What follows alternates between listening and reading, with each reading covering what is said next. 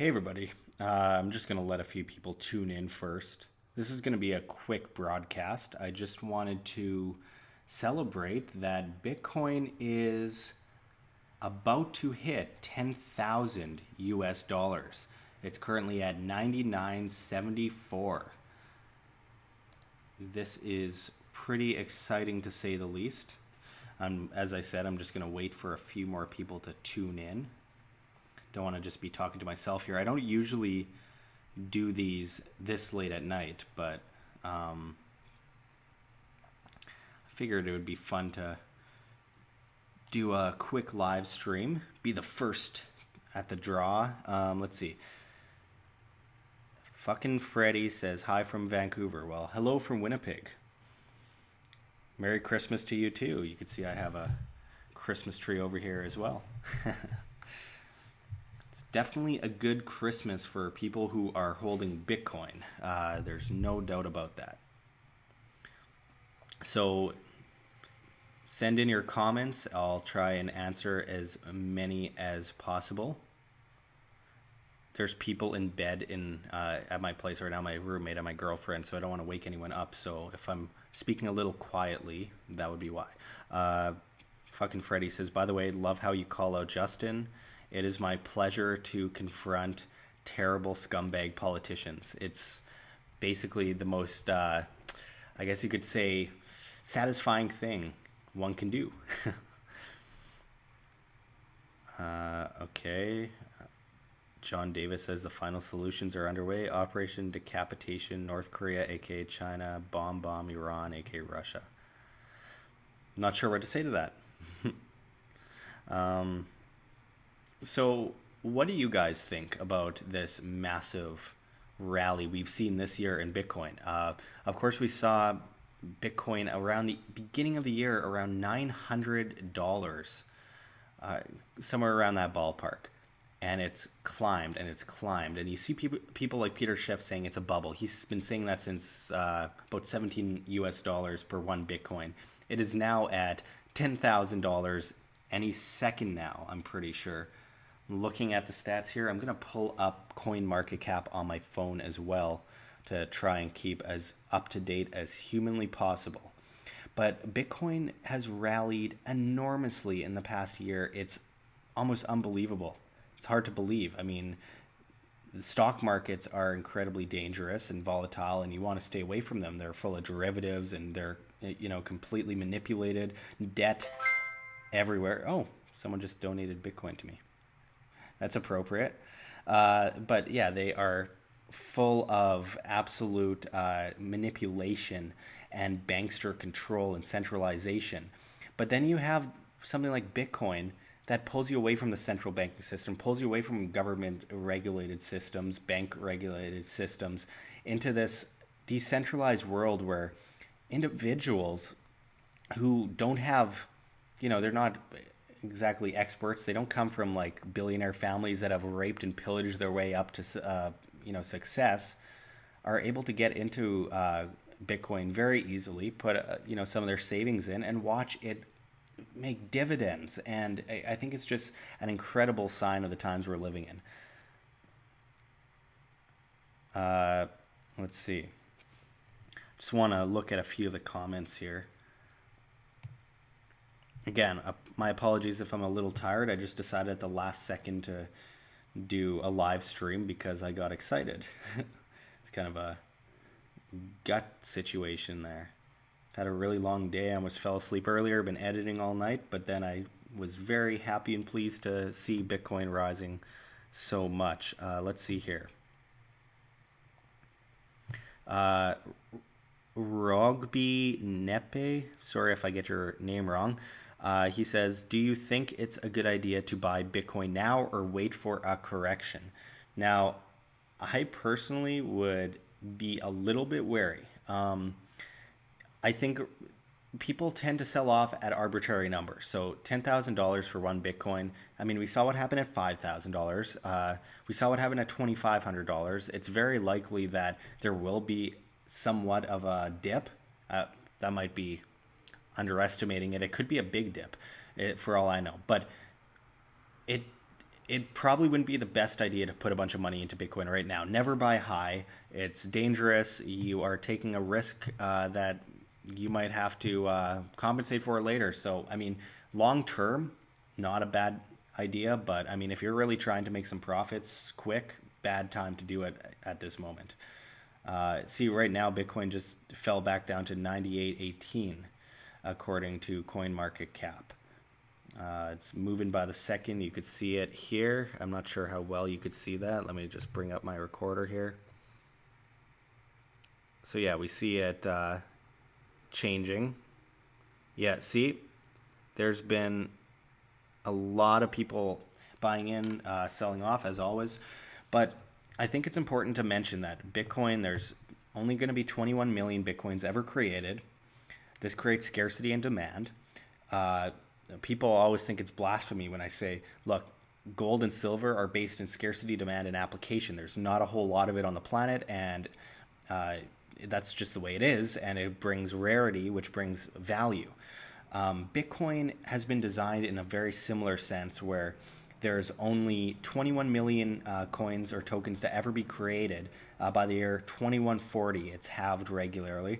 And that creates a lot of scarcity demand. And then there's the application. We've seen recent futures at the Chicago Board of Trade. I wouldn't get involved in futures. I think it's a crazy thing to do, especially with something like Bitcoin. There's no need for that. It's not unnecessary. But all the same, it creates application, which is very important. And many countries around the world take Bitcoin. Many countries. As for those that are saying, well, what happens if the electric grid goes down? Well, first of all, very possible. Second of all, there's alternative grids that are being created all the time by people that are working hard to innovate the space. And then there's also a big issue with sorry, I'm half asleep here. There's also the fact that when the electric grid goes down, the last thing you're going to be thinking of is Bitcoin. The first thing you're going to be thinking of is survival, which is why I always say diversification is key with gold, silver, Bitcoin, that which is decentralized and not manipulated by the government or the banks to most of the degree. Now, gold and silver obviously is vastly manipulated right now due to ETFs, paper ETFs. The physical sales are up, but the value of gold has been kept down, though it's been flirting with about 1,300 lately. As with everything else that's manipulated by the government and the banking system, when the banking system goes down, which it will, fundamentally, it should have already, but the fundamentals are off the table. But when that goes down, it'll be like holding a beach ball underwater with gold and silver, and it's going to bounce up like crazy. Now, Bitcoin, like I said, we need to diversify. I think the first thing you'll be doing when everything comes crashing down, if the electric grid goes down, which I'm guessing is what you are trying to insinuate, is that we will be focusing on, I don't know, survival, trying not to get eaten by zombies. I don't know. The point is we need to be prepared from all angles. So food, water, shelter, self-defense, so you're not gathering things for the toughest guy on the block, Bitcoin, gold, and silver. Bitcoin is very important to bring down that central banking system because, as I said, with the amount of billionaires in the world that have existed and held so much power for so long in government, in the banking system, etc., think of all of these people, where they got their money from. It's from heritage passed down through family, pillaging, stealing. Now, where is this money coming from? Well, people, anarcho-capitalists, voluntarists, libertarians are gathering amazing amounts of wealth, and it can easily take over the entire system. It'll be a shift and an epic one, to say the least. Symbolic Living says, nice, I have my Christmas tree up too. Yeah, thank you. I thought it'd be a little bit festive this year. Got a new apartment here and want to make it a little bit more homey. I don't know what Aaron Grant is saying about 8 forgot I got 1/8 for 25 OG Grandma and Grandpa Kush. If you're trying to sell weed on YouTube, you're probably going to have a bad time. But hey, go for it. If you make a profit, good for you. Just seems a little strange. I'm guessing it's a troll. Fucking Freddy says, But anything or anyone that goes against the Fed gets dot dot dot. I know what you mean. There's absolutely no doubt about it. There is a huge problem with people that dare to go against the system disappearing, or, turning up like Michael Hastings. But the problem with that is when it comes to Bitcoin, there are millions of people, and the vast majority still haven't gotten in, which creates a vast amount of potential going into the future. Now, I'm not saying that cryptos aren't a bubble. There's definitely a bubble in the crypto market. There's no doubt about it. But Bitcoin to the crypto bubble is much like Amazon and Google to the dot-com bubble. It doesn't mean that everything involved in that system will go down. The internet's still here, guys. We're on Facebook and YouTube and all these other places. So I think it's unreasonable to assume that it's going to bring down a system. And it's an idea whose time has come. And Milton Friedman spoke of it decades ago, that one day we will have a digital decentralized currency where you won't be able to track who's sending to who, and we will have a free market system based on the demand of the individual. Now, that doesn't mean that we're not going against a huge enemy at the same time, which is the centrally planned cashless society. That is incredibly dangerous. They're polar opposites. Centralization is key here, folks. And what we're seeing is this incremental push towards China and India, to create a cashless system. The IMF wants to move to Beijing in the coming years, as they've announced, and they want to push into the special drawing rights global centrally planned currency. There's no doubt about that. That's a blockchain, but it's not a cryptocurrency in the sense that it's not decentralized like Bitcoin. We have to understand the differences. It's like the difference between gold and fake gold, or let's just say ETFs. Stay away from ETFs, but enjoy the wealth insurance that is gold. I think there's a lot to be said about that. Chris Anthem says, "What's up, Josh? What's up, Chris? How's it going?" Hi from Vancouver, from Cindy. Wide awake. I wish I was wide awake right now. It's pretty late, but I wanted to do something on this because I'm very excited, because people call me crazy a year ago when I said that it would hit $10,000 by the end of 2017. They said, there's no way that that's going to happen. You are living a pipe dream. Well, apparently not. I've studied my economics. I've studied market principles for a long time, and I understand how this stuff works. Obviously, speculating becomes dangerous after a while. You can't exactly put a pinpoint on it. You can't, predict it to a T, but you can definitely understand that when an idea the time for an idea has come, when people have the demand for said system, people will want that. That's a free market. The free market is always right. The government is always wrong, folks, as I often say. Let's see. I heard China money is the new money. Yeah, Cindy Waterwake just mentioned something that actually I'm putting up a report, I guess later today if you're on Central Time. It's 12:11 a.m. here at the moment. There is a shift happening. I'm putting up a video on the Chinese stock market, which is plunging right now, and all the problems with bubbles and the yuan in China. And, they believe that they are going to be the world reserve currency, which is very possible. They've stocked up on tons of gold. They recently tried to ban ICOs, etc. And I've always said, if China tries to ban it, you should probably invest in it. They did the same thing with Facebook and YouTube to a good degree. But when it comes to the Chinese economy, yeah, they are on the forefront of this shift towards a centrally planned cashless system. And that is the ultimate globalist endgame, as G. Edward Griffin told us not that long ago here at WHAM. It's something that we all need to be very concerned about and not fall for the same old tricks. We can't say, oh, wow, I can make a whole bunch of money with Ripple. I'd stay away from Ripple if I were you, because Ripple is a banker coin, and when you see like 1 billion or 2 billion or 10 billion tokens created, like, there's no scarcity. It's just, you may as well be the Federal Reserve, but there's no one printing Bitcoin. It's an algorithm. Mathematically, it will stay that way. It's not going to all suddenly, someone's not going to go in and just suddenly create 1 billion Bitcoin. That's not how it works. It's impossible by all fundamentals. Let's see. Gary K says, great tree, Josh. Well, thank you very much. Like I was saying earlier, I was trying to be festive. I know this.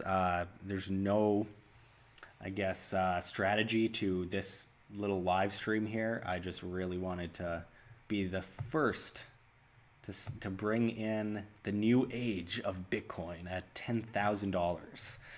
It's very exciting. Anyone have any more questions? I'm not going to be on too long tonight because, like I said, it's late and I don't want to keep anyone awake in my apartment. Chris Anthem says, "Don't mess with Ripple." Hey, there's a good chance you're going to make a lot of money on Ripple. I just don't like the idea of that amount of currency in circulation, and how it's been tied to big banks over time. That's not my thing. If you want to do that, go for it. You might have a good argument, but uh, it's not as much about profit to me as it is about the future of money, the future of assets. Um, Symbolic Living asks, I don't know if this question can be answered, but I want to know, is it possible to have an economy without always having to battle against inflation? Certainly, it's competing currencies. The public demand pledges for that which is best suited for them. So I always say with competing currencies, you can trade goats, you can trade gold, you can trade, cigarettes, you can trade whatever. I mean, cigarettes are a currency in prison, right? Uh, but chances are most people won't trade goats. Chances are most people won't trade cigarettes. So I don't know. I mean, it's pretty addictive. Uh, it all comes down to what individuals want without a central bank centralizing the system and putting you under legal tender laws. So I think it's very possible to have a great economy, not collective to the government, but value to the individual, based in people trading for that which they want and the person they're trading to taking fair and square, shaking hands, end of story, I think that's a beautiful thing, and that's what I'm kind of trying to push towards. That's what I try to talk to people about all the time, and Bitcoin and many other cryptocurrencies. Not all of them. Most of them are actually terrible. There's a lot of really bad pump and dump schemes there, but Bitcoin and a lot of the big cryptocurrencies are a great example of competing currencies and a system that would be so great if you mix that, diversified it with physical assets, gold, silver, commodities. Wheat was the first money. Cereal was used as money, like breakfast cereal that we have today. The wheat stuff that's been around for literally thousands of years. Um, say, uh, let's see, say toke. Sorry if I'm reading that wrong. How do you feel about Dash? He asks, or she asks. I can't tell. Please let me know. I think Dash is great. I love Dash. I've had a great time with Dash over the past year. I think it was Jeff Berwick of the Dollar Vigilante who first recommended Dash at like $9 or something like that. And when I was in Acapulco, Mexico, everyone was saying, get into Dash, get into Dash. And I think it was Tone Vase and a few other people, big names in the crypto world anyway, at the Anarchapulco conferences. By the way, you can put in promo code WHAM at the website to get 10% off your tickets for 2018's Anarchapulco. Anyway, get to the story here instead of being a commercial. Uh, I think that Dash has had a lot of great potential over time, and it continues to show itself with a small circulation cap and a lot of usage. A lot of people are using it across the board throughout different countries. I know the crypto show with Danny Sessom, he's been pushing Dash for a long time, and he's been doing a great job of it. He's been on Max Kaiser. I consider him a friend, really good guy. Dash is one of the good ones. I do believe that. I've stayed a bit away from Ethereum in recent time because Ethereum, I'm not a big fan of what goes on at the Ethereum Foundation, the connection with Peter Thiel, and the fact that even the name Ethereum, ether, means to burn. I have a conspiracy triggered mind. I kind of look at that and say, well, what's the deal? But hey, I was in Ethereum for a long time, and I had a good time with that. Sharon Little Plume says, ew. Good night then. I'm not sure what you're talking about. Let's see. Sam Crafter says, yeah, washing ass with water is future. No need for toilet paper. Uh, yeah, I guess you're talking about fiat, because I think that's what that John guy was saying. Uh, Fact of the matter is, fiat always reverts to its intrinsic value of zero, always has, always will. And it's funny because in Venezuela, the Venezuelan Bolivar Fuerte is literally being used as toilet paper. They can't afford paper to print passports on, or so they say. I think they mostly just don't want people fleeing the country. We've seen massive hyperinflation, and that is the end situation of all fiat currencies, one way or another. They just centrally planned it a lot faster and more extremely than most places. But we've reported on Venezuela a lot. I mean, citizens were being fed rabbits after being forced to, break into zoos and eating their pets. It's a horrible situation. And all while Maduro sits there on television eating an empanada, basically trolling an entire country that's starving and drinking out of gutters. That's how socialism is. Uh, Socialism is basically politicians living in palaces while the people eat out of gutters. But for the first couple of years, it's all prosperity, right? Education rate goes way up by the state, sponsored education system, indoctrination camp. But it always ends the same way. It always ends in either a massive crash or communism, sometimes both. Um, let's see. Gary K says, smash the button, people, or smash the like button, people, sub and share, comment. I agree. I couldn't do without you folks. Man, I've been dealing with a lot of demonetization lately, and I've also been banned from sharing my videos on Facebook. So that's great. Yeah, I've had an almost impossible time marketing. Uh, Gary Saunders asks, where is John Bulldog Snicing tonight? What's with that thing? Anyway, I don't live with the guy. I mean, we do a lot of reports together. He doesn't live with me, so he can't. It's 12:20 a.m. Actually, he doesn't even live in Winnipeg. He travels a long way. I won't say from where, but he lives a ways away from town, so he has to drive in down the highway every time we do videos. He puts a lot of effort in, and I really appreciate it. I mean, he does incredible work. Chris Anthem says, I watch nearly every episode. Very informative. Thank you very much. I couldn't thank you enough. It's a lot of hard work. 18 hours a day, all day, every day. In Q Chung asks, are you in Vancouver, or are you ever in Vancouver? I was in Vancouver about a month and a half ago, I believe. Not even, like, about just over a month ago. I did a bunch of reports with Dan Dix of Press for Truth. We did a whole bunch of stuff on the street. We reported on a whole bunch of stuff over there. I still have one report that I haven't put out yet. Still editing it. It's going to take a while. We are doing, or we did a whole bunch of stuff. I stayed at Dan Dix's house. It's always good to see him. One of the most hardworking people in independent media. Really deserves a subscription and support. He's up at like 130 something thousand subscribers now, which is amazing. Been watching him since about 2008, around that time. Anyway, yeah, I do go to Vancouver once a year, hopefully twice a year in the future. G Tours. What do you say there?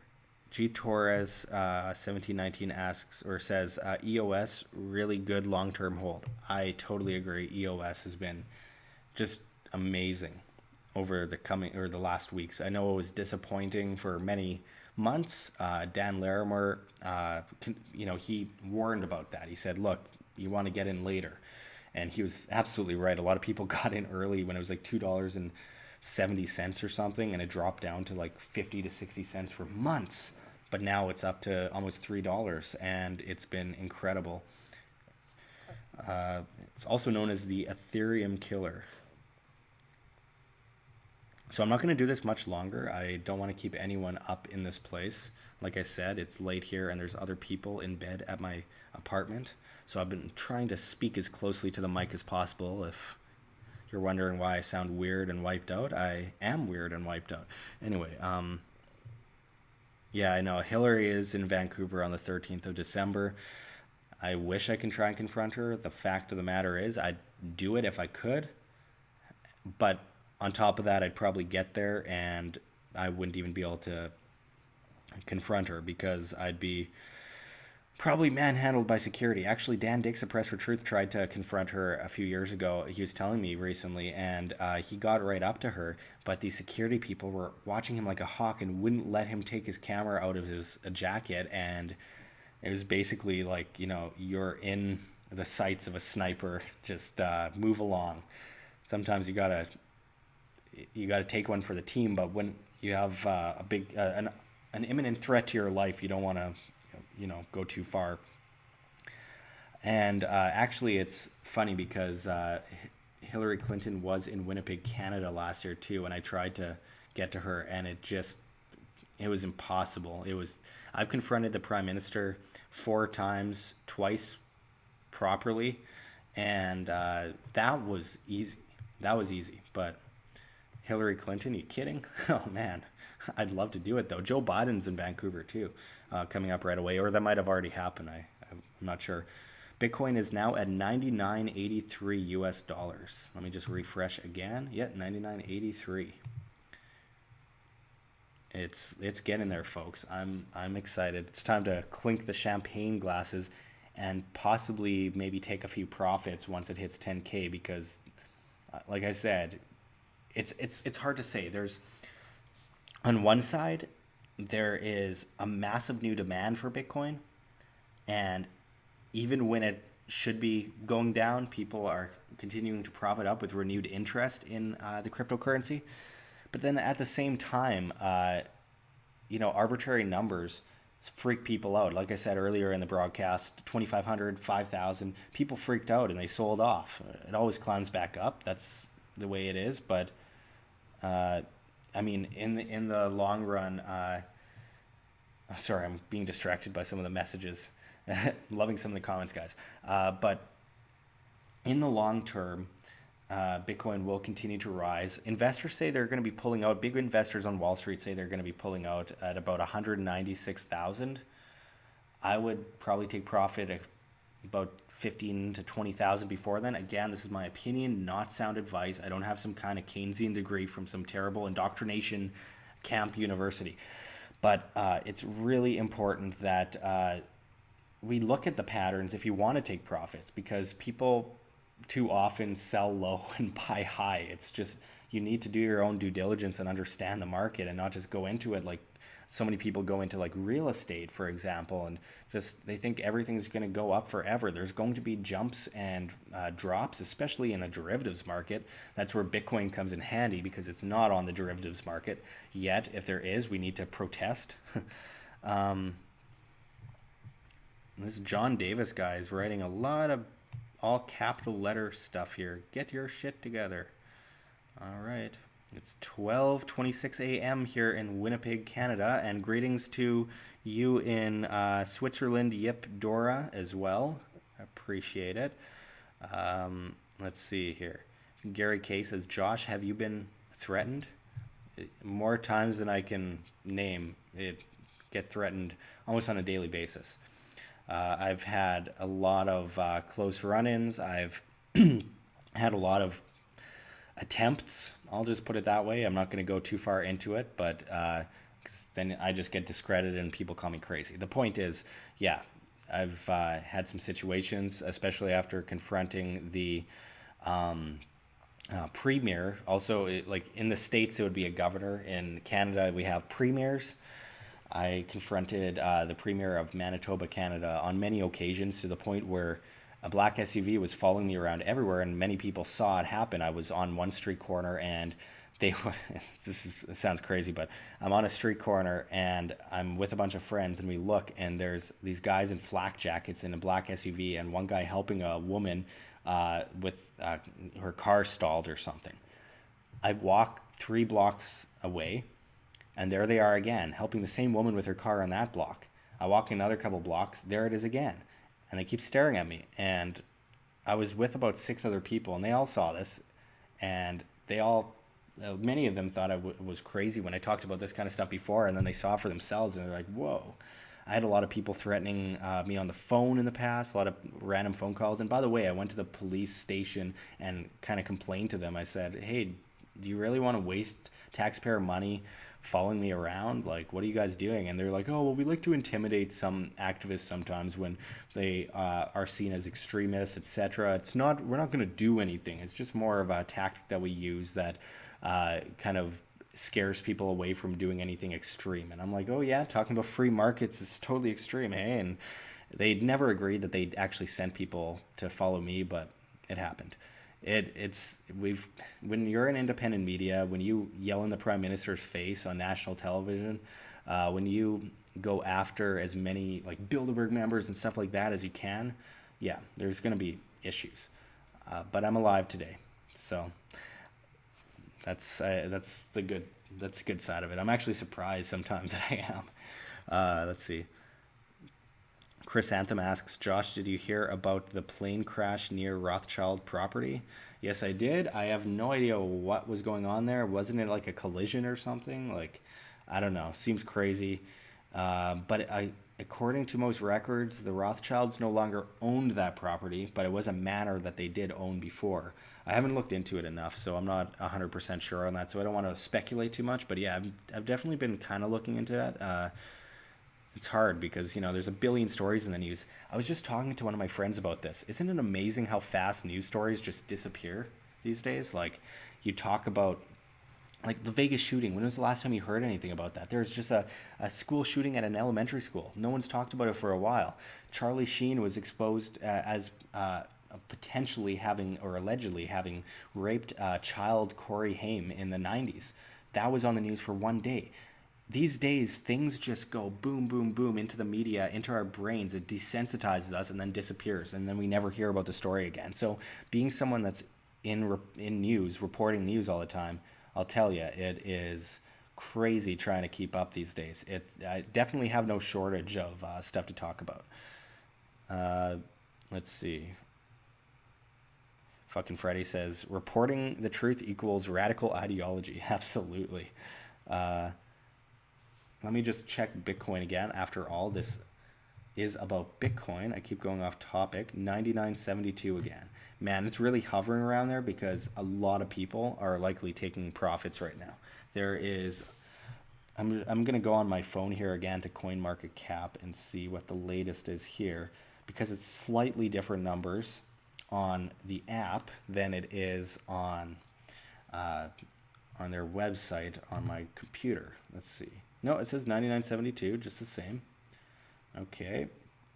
Bitcoin Cash is at 1,600. Ethereum at 473. Let's see. Bitcoin Gold. I still have to really come to comprehend what the hell Bitcoin Gold really is. I haven't read the white paper yet, so I'm a little confused by it. Litecoin's up to $92. Dash is at 629. Ethereum Classic at 28.27. EOS is at $3. Beautiful. It's a beautiful thing. And I gotta check out, OMG is at $9.83 from like $7 and something recently. Let's see, Steam. That's the one. $1.20 for one Steam. Many of you might be joining me right now on STEEMIT.com. I gotta refresh the STEEMIT page and see if anyone's commenting. That's a good thing about having so many amazing subscribers from around the world. Some people are having trouble on STEEMIT finding the link. Anyway, I'll repost that. But I find it amazing that all these people around the world watch us. It's an honor. It makes me very proud. And here I am at 12:32 a.m. and there's actually people watching more than in the afternoon, because we have so many international viewers, and I do not want to neglect you guys living in different countries around the world. I want to make sure to connect with everyone as much as possible, because it's important to me that I connect with my audience. It's too many medias. They're like robotic. They don't talk to their audience. They have these talking points, and they read that script, and they don't act human. And I want to be able to talk with the good people that watch World Alternative Media. It's important to me. We have 100 watching at this moment. Appreciate it. Please put your questions below. I won't be able to get to all of them, but I'll get to as many as I can. As I said to others, that if you're just tuning in, I will be going soon, because there are other people in this apartment right now that are trying to sleep. I don't want to keep them awake, and it's 12:33 a.m. here in Winnipeg, Canada. But the latest on Bitcoin is 99.65. So again, there's a bit of hesitance. Always when it gets up to about $10,000, people get a little hesitant of it. There's going to be big players selling off and big players hodling and just hold on for dear life, just hold, hold, hold. And that could be dangerous. But long term, as I said, Bitcoin is here to stay until a better competitor comes along and takes over. But we haven't seen any sign of that yet. And when it happens, it'll happen. Bitcoin will never go to zero, though. So many people say, well, Bitcoin's going to crash to zero. Impossible. Just by the amount of people who forgot their wallet passwords alone, that's millions and millions, an insane amount of money, I'm sure, in Bitcoin that will never be able to be accessed. It's just sitting there, which actually creates, weirdly enough and ironically enough, it creates more value for everyone else because it's not moving and it's less Bitcoin that we can actually get our hands on. And like I said, scarcity and demands are that's a big part of it. Saeed Bauder says you're a rat. YOUR a rat. Okay, cool, cool. Let's see. Janet Yellen Bitcoin Holdings. Pineal Gland says. Yeah, I'm sure a lot of elites have money in Bitcoin. They'd be stupid not to. They know what's going on. They see the exodus, and just like most elites have gold and silver, they know what the tides are going to turn to in the long run. They know fiat currencies always revert to their intrinsic value of zero. They know that their system's going to come down, that their central planning can't last forever, that their artificial interest rates are not strong enough to be able to hold up this massive calamity that's always failed on every single occasion in history. They know it's not going to survive. So of course, they are going to get into Bitcoin, they're going to get into Dash, they're going to get into Ethereum to a good degree, regardless of what I think of it.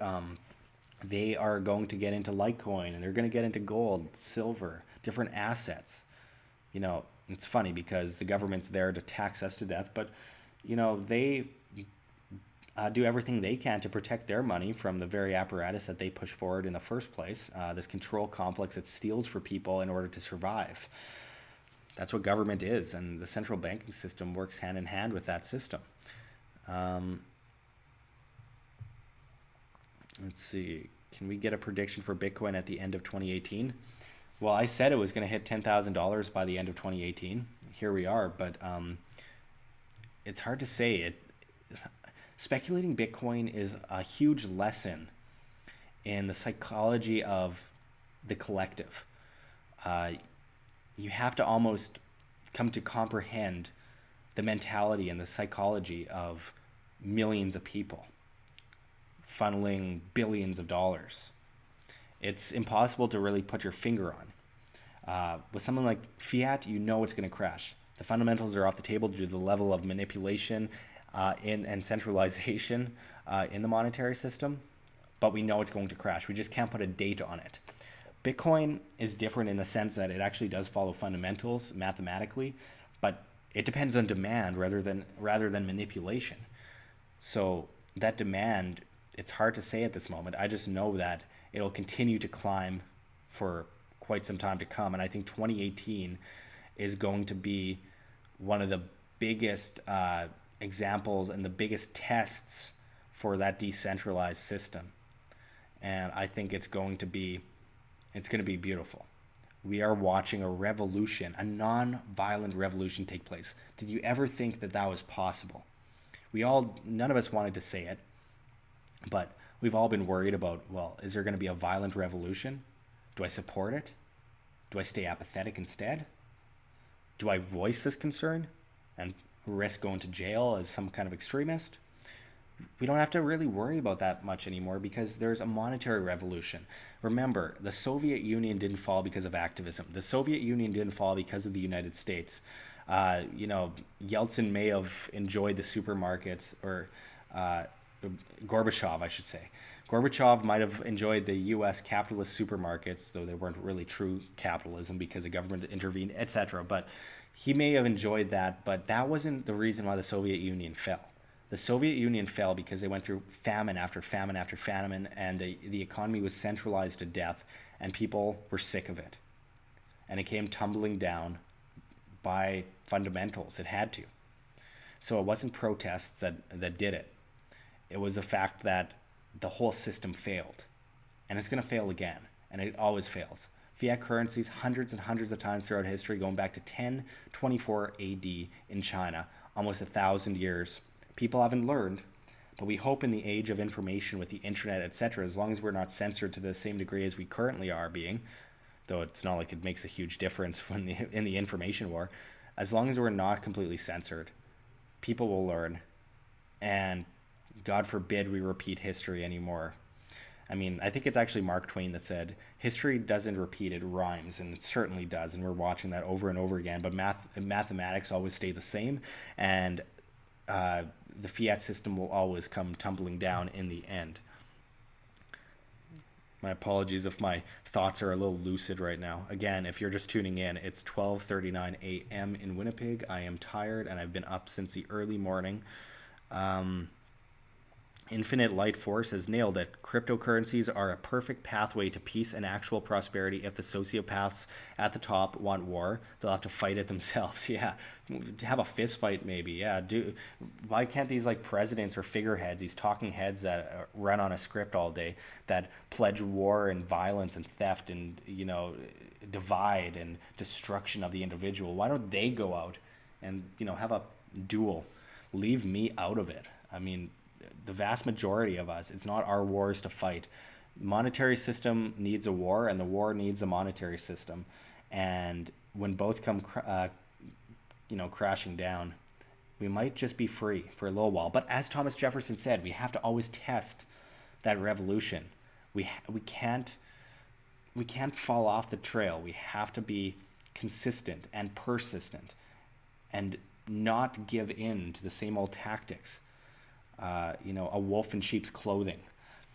I think the book of Revelation says it pretty clear. I'm seeing some people saying he's in Canada. Yes, I'm in Winnipeg, Canada. Chris Anthem says, make sure you support cryptos that are decentralized. Absolutely. That's what I do all the time. People have to understand the difference between centralization and decentralization. That's one of the biggest parts. Fiat isn't worthless because it's paper.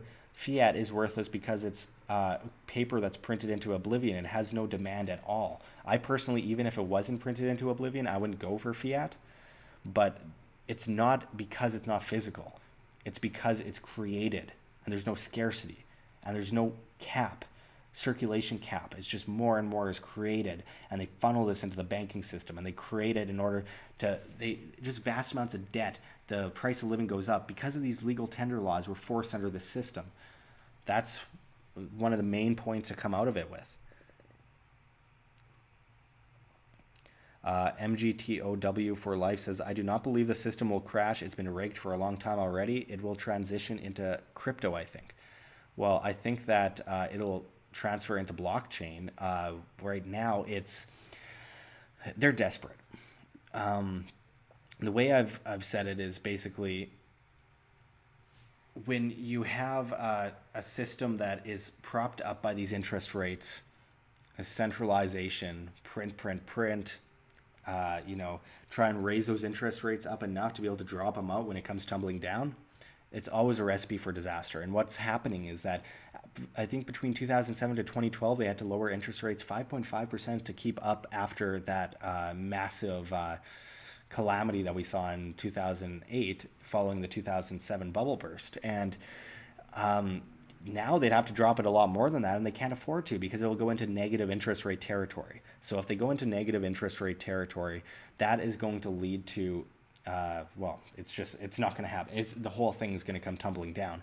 So they will try their very best out of desperation to transfer into the centrally planned cashless system, as I went out into earlier in this broadcast, and they hope to tie that to the special drawing rights world currency, which will be mostly for the elites, while we struggle over kind of like an Argentinian system of monetary rule.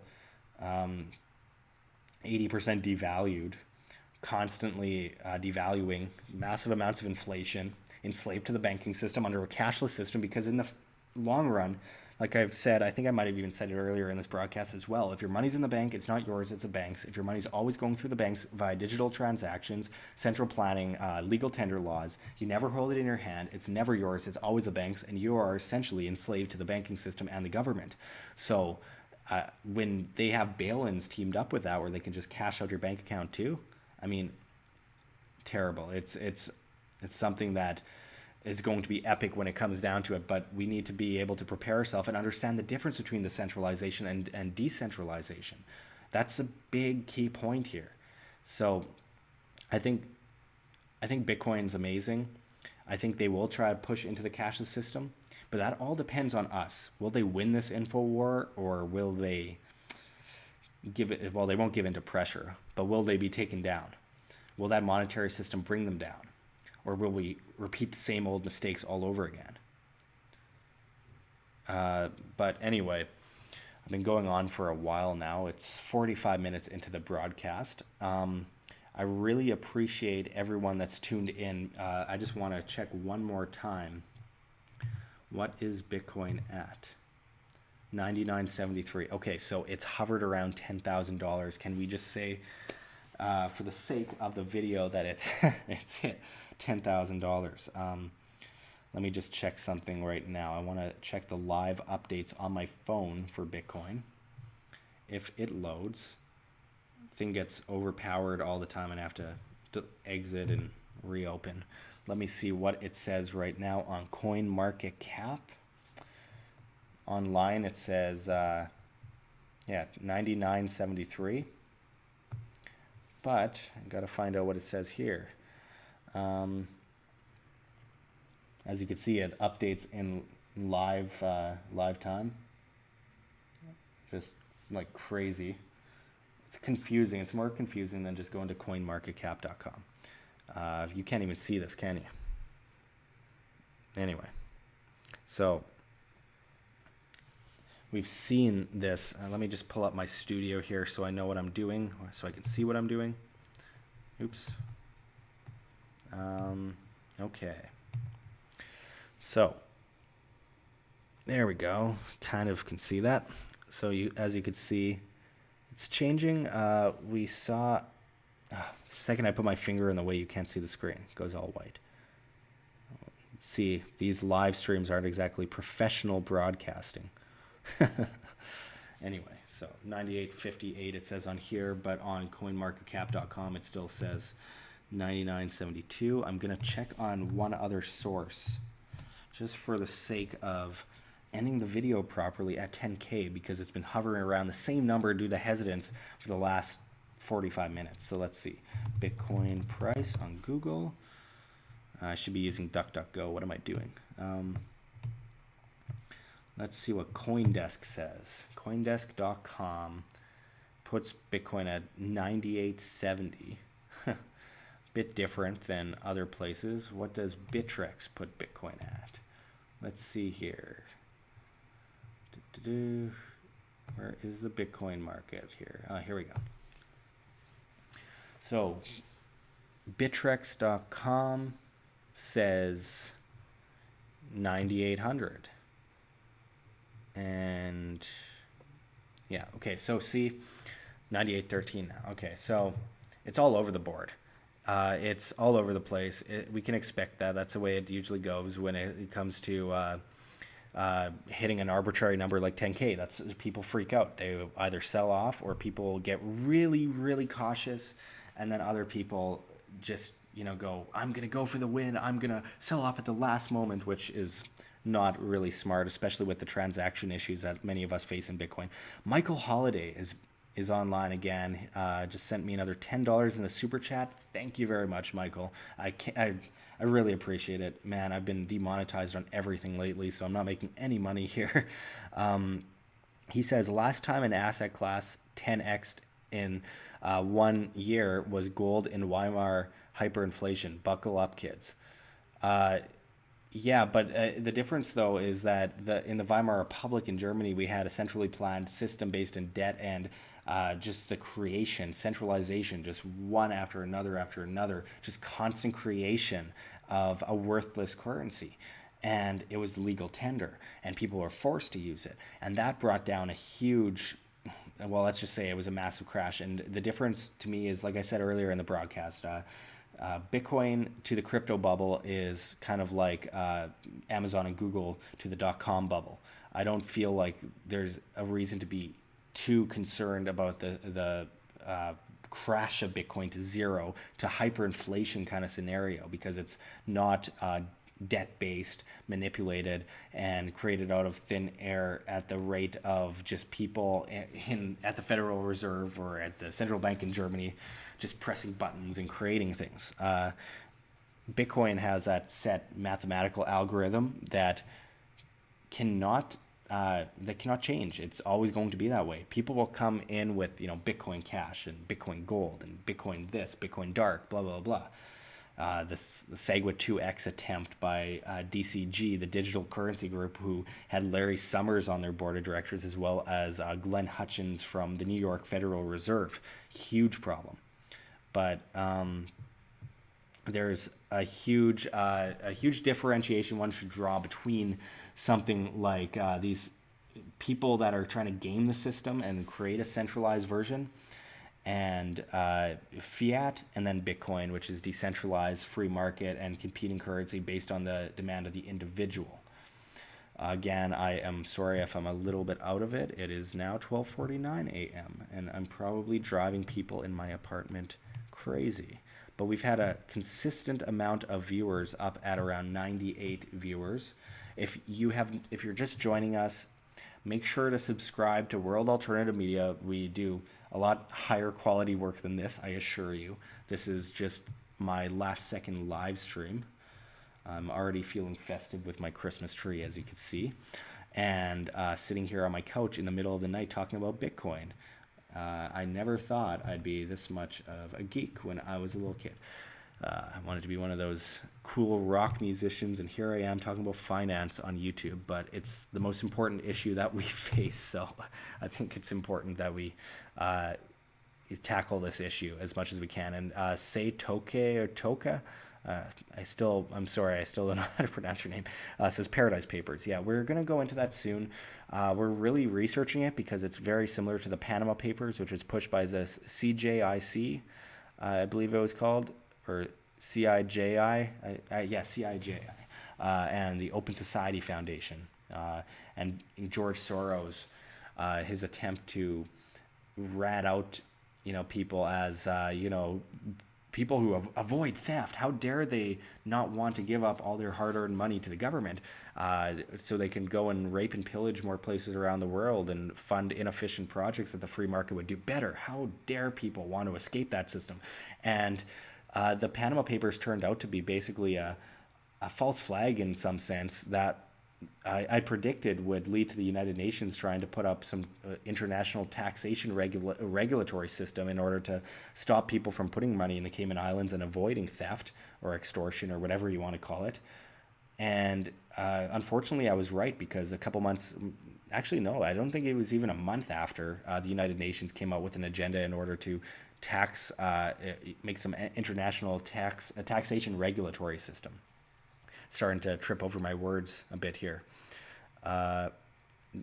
John Butaki says, silver is the most undervalued investment of the century. I'm buying as much of it as I can get my hands on. I have not forgotten about gold either. No, you're right. Silver, when you look at the gold-silver ratio, silver is, it really stands out. And I think silver is probably going to go, well, actually, it was Stephen Kendall, a good friend of ours here at WAM, who we first saw on the Max Kaiser show we had on. We're now friends with him. He's a great guy. He has predicted about a $700 an ounce silver. That's US dollars. I think that there's a very good chance of that, but at the time, it's heavily manipulated through ETFs, paper ETFs, etc. Like I said, held down like a beach ball, ready to gain all that pressure and bounce out of the water the second the central banking system and the banking system in general goes down during the coming crash. Michael Holiday says, I'm moving it to 50% that and cryptos by the end of the year. Yeah. He says, I have a 10% hedge in silver. Silver and gold are an amazing thing. I have not forgotten about the precious metals. I love the idea of diversification because you should never put all your eggs in one basket, and you should always look to different asset classes. And it's important to wealth insurance, and if you want to invest, it's important to investment as well. I stay away from the derivatives markets. I stay away from, ETFs, futures, etc., mutual funds, all these derivatives and debt-based systems that are manipulated by banks. I think it's incredibly dangerous. So I like to stick to gold and silver and Bitcoin. Gold and silver, like I said, are manipulated, but once that system goes down, we will see a massive, massive rise, in my opinion. Okay, so John Sobieski says diversity is our strength. Absolutely, we need that diversity. So anyway, I appreciate everyone tuning in. It means a lot to me as I'm so hugely demonetized. I don't know if I've mentioned this yet, but so I've been massively demonetized by YouTube. So they demonetize me as hate speech when I publish a video, and they remonetize me days later once a view stop coming in. But interestingly enough, while I'm demonetized, I go to a different channel and look at my video, and there's advertising, like they're advertising on it. But YouTube's just taking all the money, so it's not suitable for YouTube revenue. But YouTube puts ads on it anyway, and takes money for it. So these advertisers don't want to advertise on my video. You sure about that? They like to make money, and they could make money off of my videos because I put out a lot of work. Anyway, Facebook also banned me from sharing my videos on Facebook, and they banned John Snyson, our economic analyst, from sharing videos on Facebook as well. It's gotten insane. It just doesn't stop. They censor me at every breath. But let's see. Bitcoin is now at 99.74 again, hanging around that mark. It's at 98.01 on Bittrex. See, there's always like these differentiations between the websites, and I like to go by CoinMarketCap. I find them to be the most accurate, but it's like crazy. The difference is 98.75 on CoinDesk. Yeah, hard to say. But yeah, we need help in independent media more than ever. We are being censored to death, muzzled, and the only way we are going to win the information war is to be able to have independent media out there speaking when they have the demand of the individuals that are watching that obviously don't want to be fooled any longer by the mainstream corporate media, government manipulated, government scripted media organizations. People want independent media, and it's clear when only 6% of people trust the mainstream media. And so they're trying to stifle us. They're afraid. They know people are flocking to independent media, and they will anyway. But the problem is we can barely make any money anymore. They have completely muzzled us. It's gotten insane. I'm down more than 95% in revenue because of this. It's almost impossible to afford rent or food or anything. It's gotten crazy. And the advertisers still want to advertise. It's just that the Anti-Defamation League came in and flagged all of our content as hate speech. It's insane. And then Facebook bans us from sharing, and then Twitter hides a bunch of our stuff as inappropriate content when it's about like pension funds. It's bad. So we can't do it without the individuals. It takes an effort from the individual watching if they are able to. It's very important. You know, when you think about how truth prevails and how individual wealth prevails and how education prevails, it comes from the information from independent medias that are willing to speak out outside of the government and the mainstream media.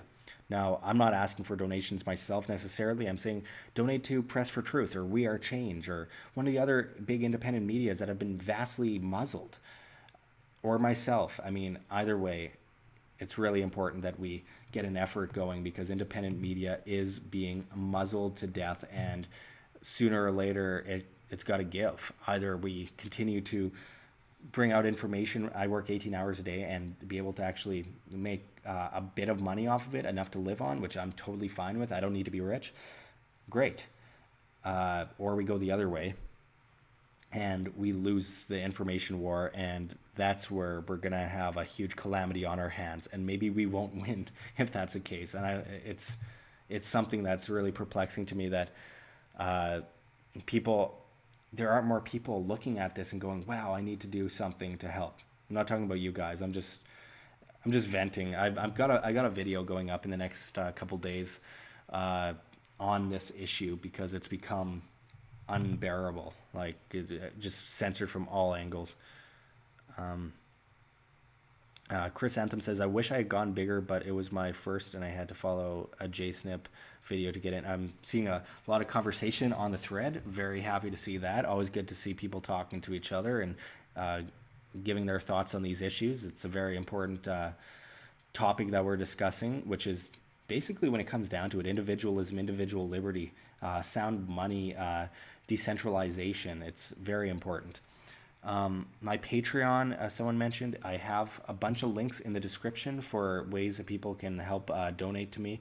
Uh, I can't do it without you. Any help is really, really appreciated. Let's see. John Butaki says, I'll be doing my own video soon as well, guys. Good. We need as many people in independent media as possible. We don't compete in independent media. We work with each other because we have the same end goal, which is truth and information, individual liberty, and just the facts that you're not getting from mainstream media, and you never will. But anyway, it's now 1 a.m. in Winnipeg, Canada, and Bitcoin's at 99.71. So I guess you could call it a fail in some sense, but by some standards, Bitcoin already went up above $10,000 for like a millisecond on Coin Market Cap. I saw it bump up. The prices are going up so fast and down that it doesn't really record it as that is a price. So I think they kind of average it off. But Bitcoin is here to stay for a good long time, folks. And we have to appreciate these decentralized assets and getting off that centrally planned grid and going into competing currencies, free markets, sound money, diversification between assets, both physical and non-physical, and staying away from the centrally planned cashless system, which is trying to be unrolled in front of our eyes. G Torres 1719 says, Josh, I recommend you add a Litecoin address to your description in all your videos. I should. I mean, I have so many addresses, Bitcoin, Litecoin, Ethereum. I had Golem for a while, a basic attention token, EOS, Steem. What was it again? OMG, Omize Go, I think it's called. Dash, of course. A whole bunch. I'm not saying I have a whole bunch of money in those things, but I have a little bit of a lot of those. And I can't really, it's hard to put all the addresses in because then I just look like I'm just begging for money nonstop. I'm like, here's like a billion addresses, donate to me, give me money. So I don't want to do that. But yeah, I definitely have a lot of addresses. If you want, you could private message me on YouTube or actually best on Facebook. Because I get so many notifications on YouTube. I get an average of about 350, I believe it was last time I checked, but 350 an hour. So it's really hard to keep up. I really appreciate all the support from all the great people out there, though. Again, if you are just tuning in, if you want nonstop information every single day, new videos every single day, make sure to subscribe to World Alternative Media. We will provide what you so badly need in this age, as individual liberty is crushed under a jackboot, as mainstream media spreads disinformation and drives us against each other. We can't allow this to happen any longer. We need truth and information. We need individual liberty because that's the basis of life itself. Is the only person you truly have control over is yourself, and without that, what's the point? Then you lose your individual liberty, you lose your life, the basis of life itself, and that is what's so dangerous. So this is why personal responsibility, individualism, individual liberty is so important to me, and I want to spread that message and continue to spread it. And we have a lot of more professional videos up than this. This is late at night, me randomly turning on my stream and quickly talking about Bitcoin. And I guess it wasn't so quick. It's an hour and 4 minutes in. I just don't feel like going. I enjoy the company of my loyal viewers. Anyway, I appreciate all the support, guys. Check the links below. And until next time, make sure to leave comments, subscribe, press like. Find me at Facebook, of course, here on YouTube, Twitter at WorldAltMedia, STEEMIT at Josh Sigurdson, and all the other places. I'm in most places, unfortunately. It's a lot to keep up with. But anyway, you can find me basically everywhere. And until next time, thanks for watching, everyone. This is Josh Sigurdson signing out from World Alternative Media. Find the truth, be the change.